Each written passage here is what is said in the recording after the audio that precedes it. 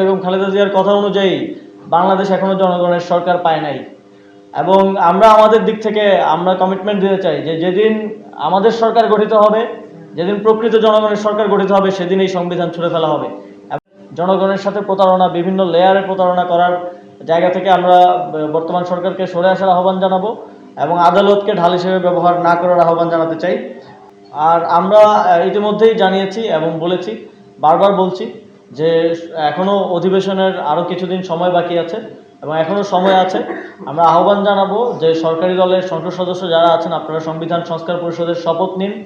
এবং যে এই শপথটা যদি আপনারা না নেন, তাহলে যে আদেশের ভিত্তিতে নির্বাচন হয়েছে সেই আদেশের লঙ্ঘন হয় এবং এর মধ্য দিয়ে একটা বড় আইনি জটিলতা তৈরি হয় এবং এই জটিলতা কোথায় গিয়ে ঠেকবে সেটা এখনো আসলে পরিষ্কার না। আমরা একটা সুষ্ঠু গণতান্ত্রিক এবং নিষ্কণ্টক গণতান্ত্রিক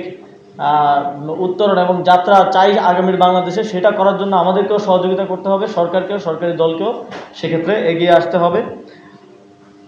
আমরা দেখছি যে শুধুমাত্র এই যে আদালতে যাওয়া এবং সিলেক্টিভ সংস্কার করা এবং সংস্কারটাকে, সংবিধান সংস্কারটাকে এক ধরনের সংশোধনীর মধ্যে নিয়ে আসার মাধ্যমে ৭২-এর সংবিধানকে রক্ষা করার এক ধরনের যে পায়তারা, সেটা আমরা জুলাই গণঅভ্যুত্থানের পর থেকে দেখে আসছিলাম, সেটার ধারাবাহিকতাটাই এই বর্তমান সরকার রক্ষা করছে